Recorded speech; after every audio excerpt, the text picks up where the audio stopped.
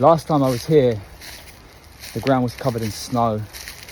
The streams were frozen over. I had a very restless night's sleep in -6 temperatures. Don't think I'm gonna have that problem today. It's gonna get highs as reach highs of 27, lows of about 13 or 14 tonight. With my wool blanket, I'll be perfectly fine. Just got to find the ideal location. So whilst out here today, I'm going to take advantage of the fact that it's a lovely day. I've probably still got a good 9 hours, 10 hours of sunlight or light left. So I'm going to practice and train some self-mapping. Should be fun. Right, so before I go any further, these two trees here are perfectly aligned to set a ridge line for my tarp. The ground is flat, it's covered in thick debris of leaf litter, which is going to be perfect to create bedding. I like it, it's in the shade, there's lots of sunlight all around it, thick foliage, lots of cover, nice and hidden.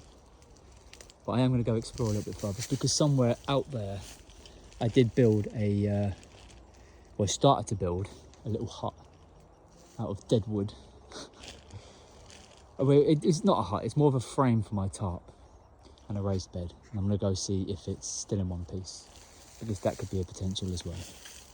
But it's this way.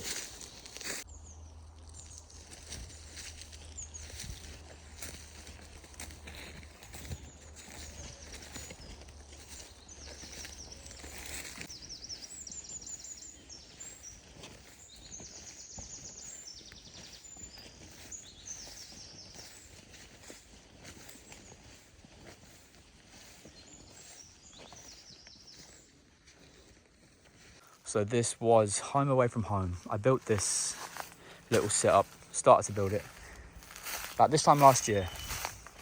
This is my throne, because of course every king needs to have a throne. I can see that people have been here, because this is not where I left it. I actually left it directly under that tree, and somebody has cut the ridgepole and replaced it with this very flimsy, very unstable, very not straight piece of dead wood. And yeah, so that was my raised bed in the middle. The plan was to do this back wall like that, and then 2 side walls along here, just to eliminate draft, and then just use my tarp as a roof, and to keep me perfectly dry. Then a perfect view right in front of the little fire pit, which I can see has been used in the last year. But there, this was the start of my kingdom. This is my view. Who needs Netflix, eh? I can just sit here and just listen to the birds and stare out into this and plot my next move. But I am not staying here tonight. I'm going to go back that way to a location that I found, which would be perfect for what I need it for, just for tonight. But yeah, it's nice to see that it's relatively in one piece. It wouldn't take long to fix the damage that some inbred idiot had decided to do, but you know, that's maybe for another day. I can see they've felled some trees around here as well, which is annoying. I mean, I know they do it for a reason. I know there's good reasons behind it, but you know, I'm a bit of a tree hugger and I don't like seeing it. But yeah, I get it. I do. I understand. Yes, you can see they've felled these quite recently, but I don't mind it because I get to find things like this. Nice flat surface to work on. I'll be taking that. Yeah, lovely little flat surface there.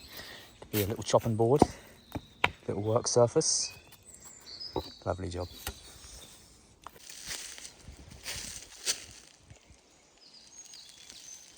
I tell you what, before I do head back that way, I'm going to scout a little bit further in to see if there is still a usable water source, because it is a rather warm day and I have a feeling that my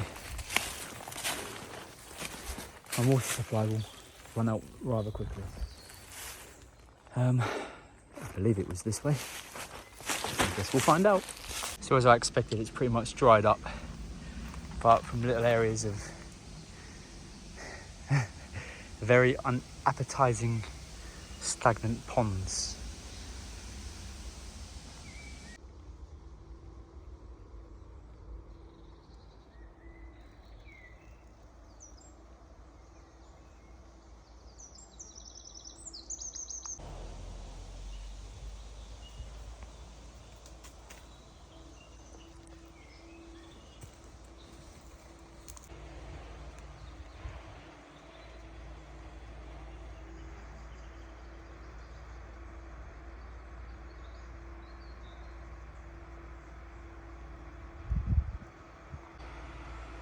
So this little area is absolutely swarming with dragonfly.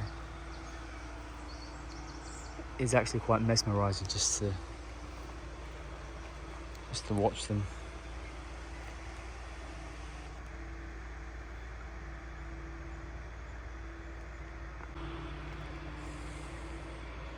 Whenever I see dragonflies now, I only have one person in mind. So I finally made it back to my chosen location. Decided to take the most awkward way back here. But got my camera set up on my tripod, first time in a while. I'm about to set up a ridgeline between the two trees in front of me and get my tarp strung up. I'm just gonna have a basic lean-to.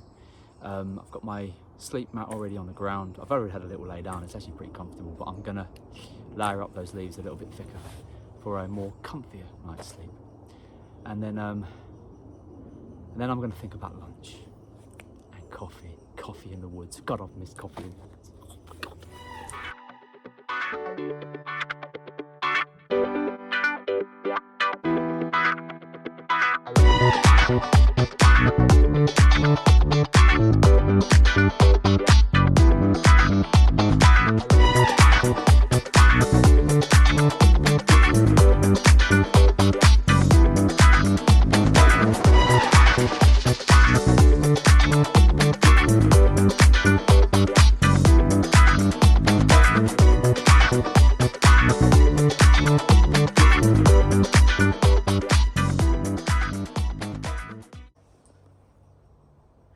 So there we have the lean-to tarp configuration.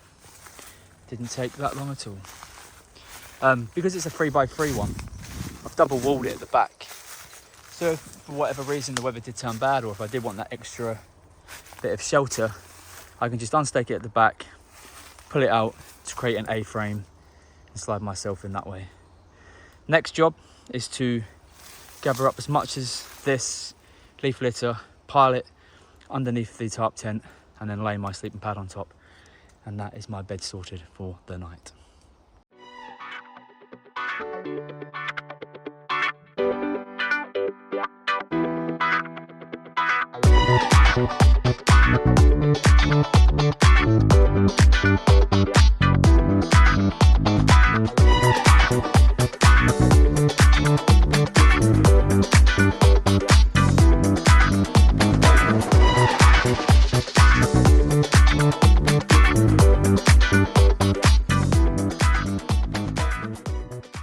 So I just chucked some more leaf litter on there just to try and bulk it up a bit, and then what I do is I lay down on it and to see how much it compresses with my body weight. If I feel like it needs more, I'll chuck more on. So the idea is to have about 4 inches compressed debris, just because it stops the ground, well, it helps prevent the ground from absorbing heat from your body. So there's kind of like a barrier in between. I do have another type in my bag, an old one that I know that I only use now for a ground sheet, which does have a reflective surface on one side, which is perfect to help, again, stop the ground from absorbing any heat from my body. A little bit more leaf litter, then that will be done. And then I can't decide whether to use my ground sheet or whether to just use it as it is. We'll see.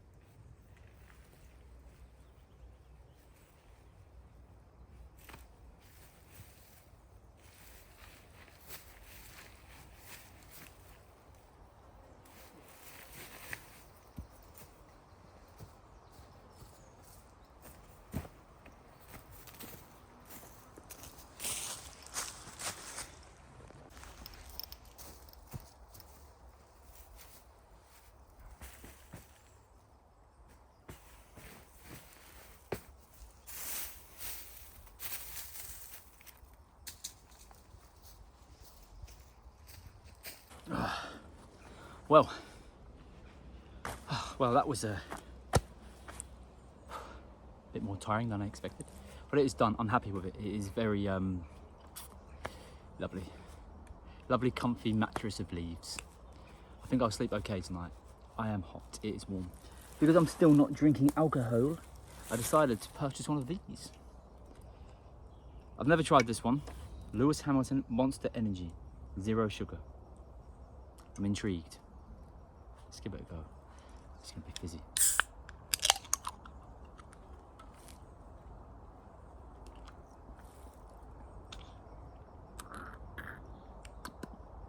Sour. Cheers. Ugh. So normally when I come out to the woodlands, normally it's bushcraft related. So I'll go out scavenging for different materials or coming up with ideas to construct things or practice certain types of knots or crafting certain things. But today I just needed to get out and be here amongst all of this because it's been a while. I missed it. So the bed is built and I think that's about it. I don't think I'm going to do anything else today apart from just enjoy all of this. I've got a book with me. I might just chill, read a book. I might finish this absolute monstrosity of a drink and then think about maybe having a proper drink, a proper coffee. Grind some of those beans. Can't wait. It's been a while since I had a coffee in the woods. And then I'm just going to sit and just listen.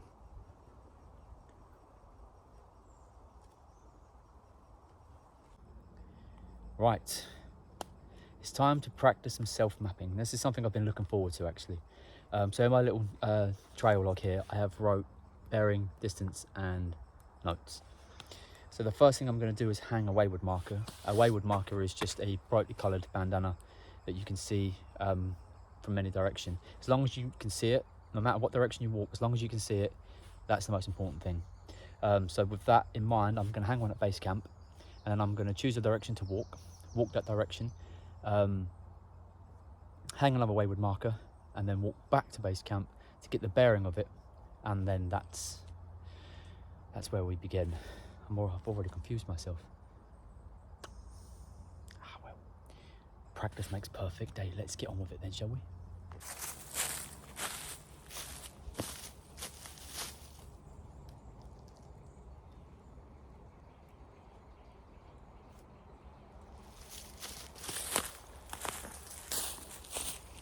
Okay, so I've got my base camp wayward marker hung up, a lovely bright red colour.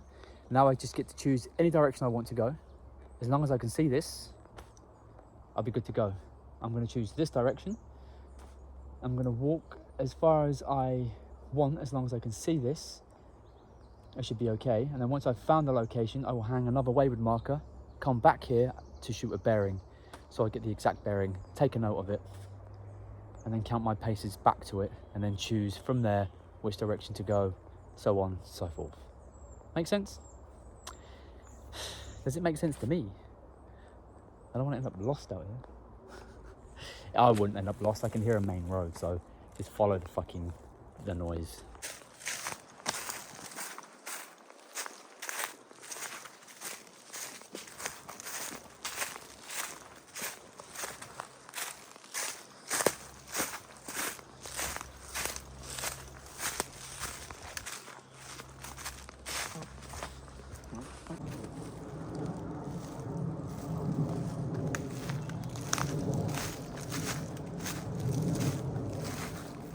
So here's my start marker. The second one is out there. I'll zoom in, you might be able to see it. Right there. That white thing hanging there is the second one. So now I need to set up my compass, put the red in the shed, or the dog in the doghouse, which I will show. And then I need to align that from here to there and then count my steps. So with my compass now, as you can see, the red needle needs to be in that red outline, that red arrow. You can barely make it out, I think.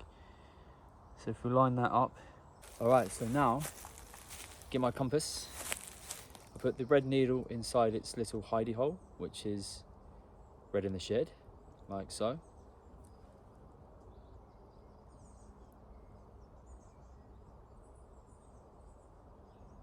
perfect.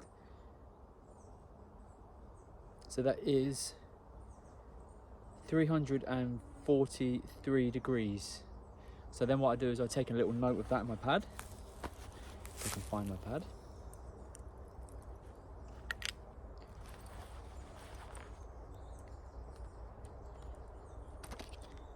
So a bearing of 343 degrees.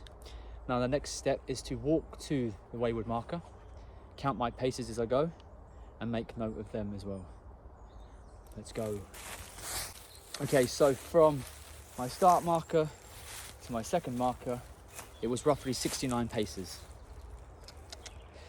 So in meters, one pace is 0.762, is it, I believe? I did make a note of it. It is indeed. So then all you do is you times the number of paces you've done, so 69 by that number, 0.762, which gives me roughly 52 meters. So 52 meters from my start location to the second location. Now, on the notes part of your trail log, you write down anything that is of significance, or anything that you want to avoid, anything you want to investigate further. And whilst I was standing here, I went for a little walk just amongst this little bit area here, and I come across this.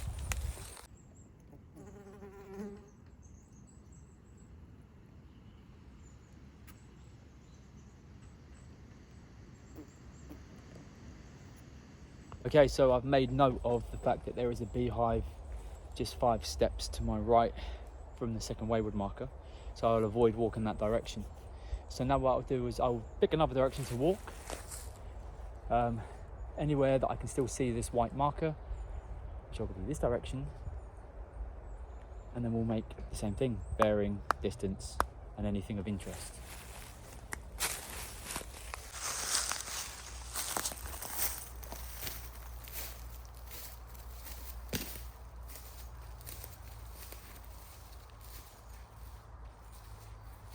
Okay, so the third one has been placed.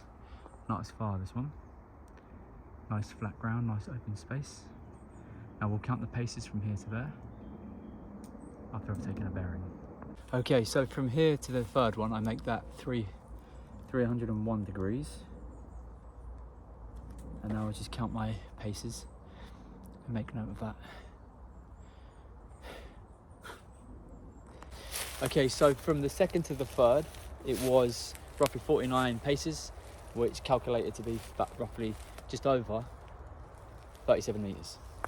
So in this area, I already see that there is lots and lots of dead wood and lots of tall dead trees, which can be hazardous. So I've marked it down on here as notes is lots dead wood / trees. So I know that this area, where it might be good to collect firewood, it might not be a very good place to set up camp, because you do not want one of these snapping off in the night and crushing you. Make note of it.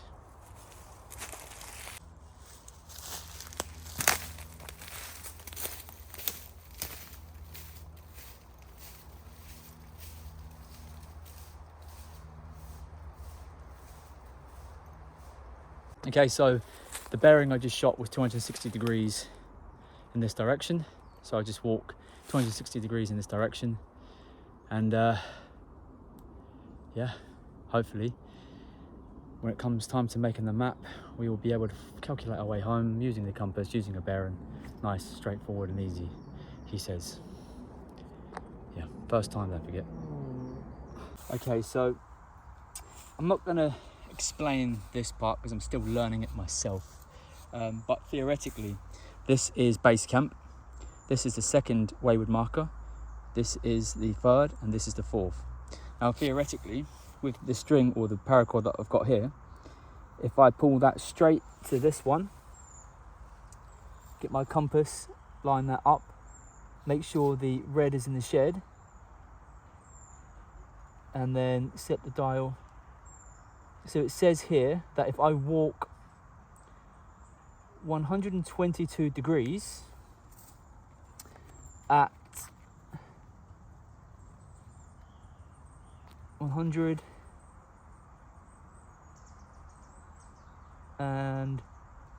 50 meters, I should be right back at base camp. Theoretically. Theoretically. We'll see how far off I am.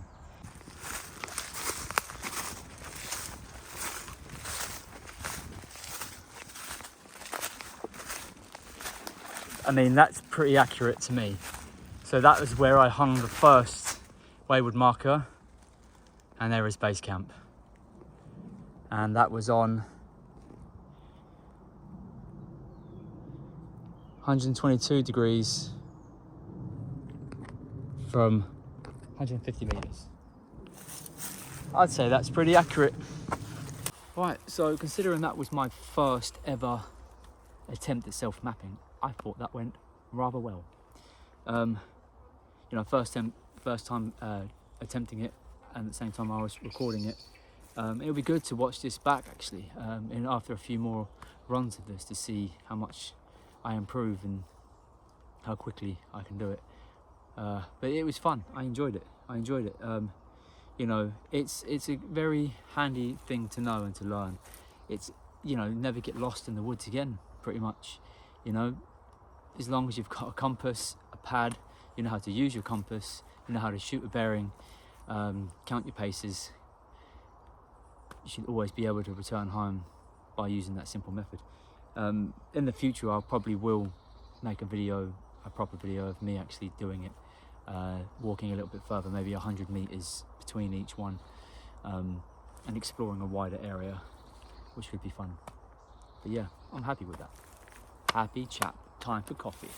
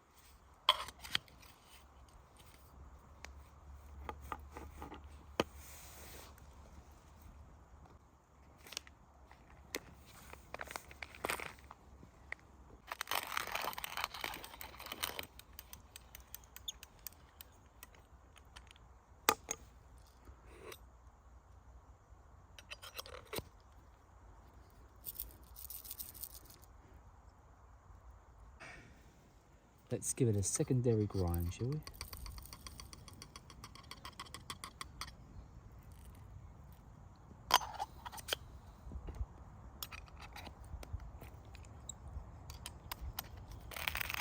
Ooh, that's better.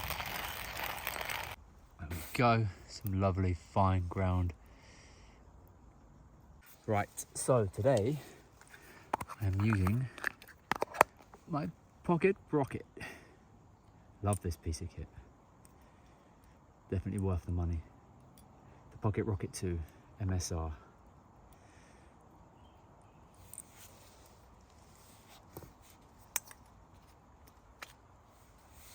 I don't mind a little bit of smoke. We'll keep those goddamn monsters away. Screw that on. Lovely stuff. Nice and flat. Lovely.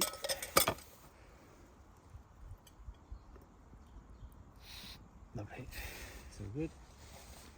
Still good to go.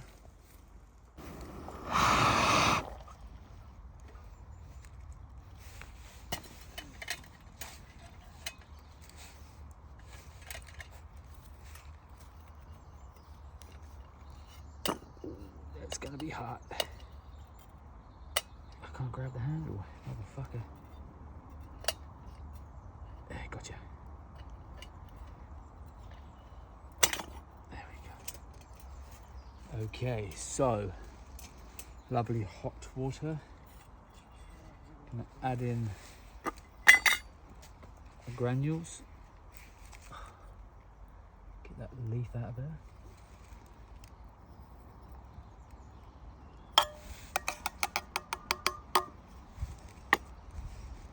it my little stirrer. Oh, look at that. Now that is a thing of beauty.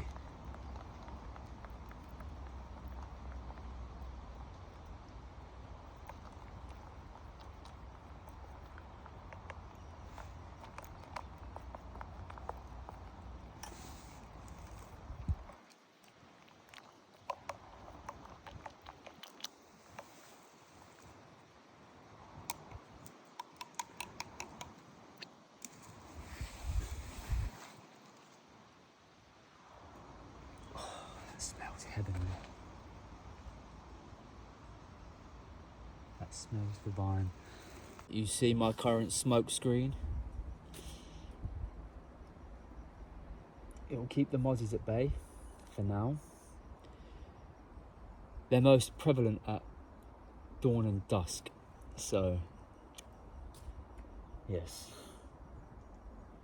they might be a problem, but I am ready.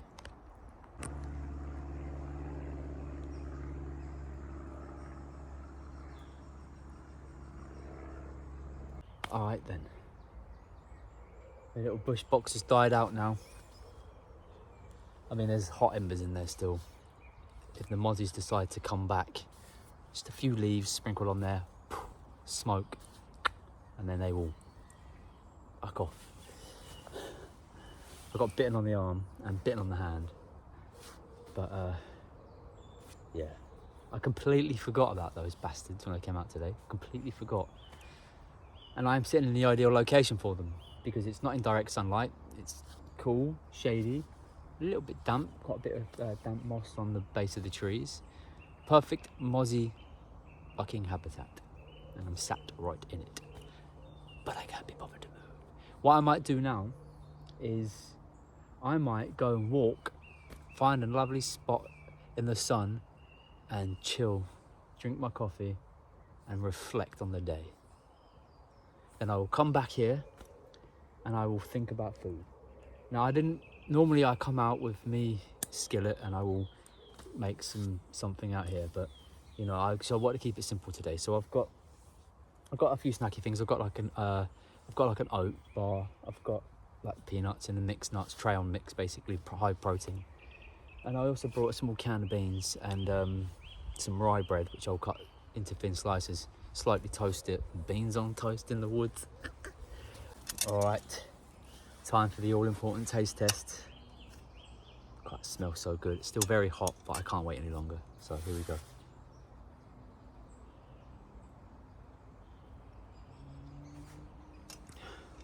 Oh, that's smooth.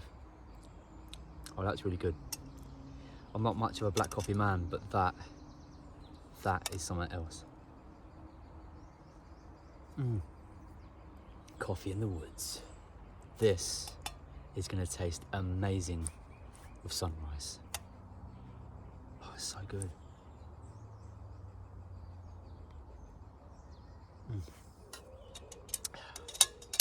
Very happy with that.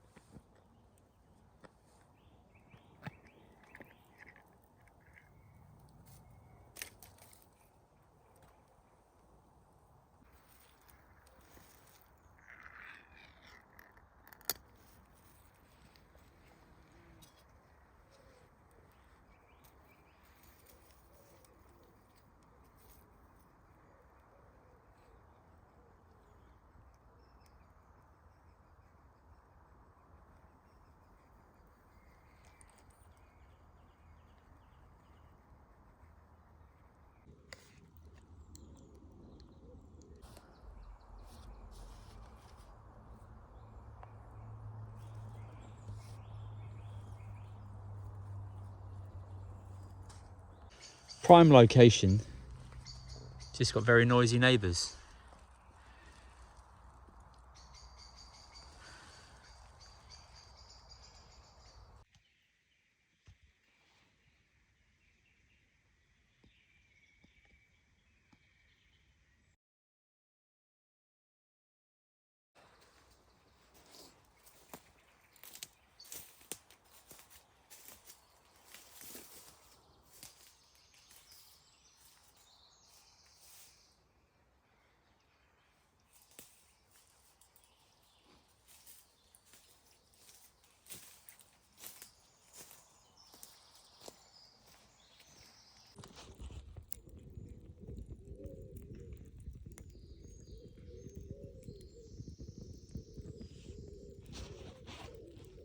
So on the menu today for breakfast, we have avocado. I've already eaten half. This is the second half. Just scooping it out and eating it. A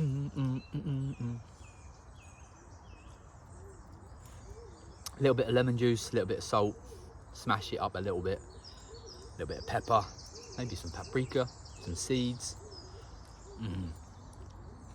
But this works just as well.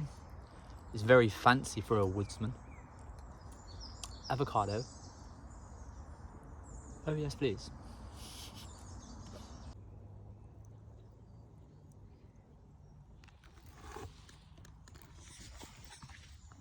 Right, so I've just brewed myself a fresh cup of coffee. And I think this is going to taste 10 times better than it did yesterday afternoon. Didn't let it boil, the water. Then I added the espresso. I ground them a little bit finer.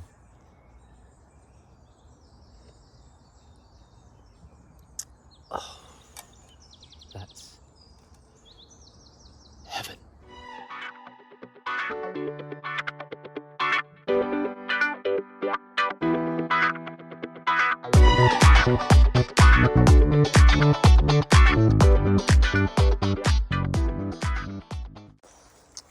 It's always important that you always return the landscape back into its original form. Leave no trace.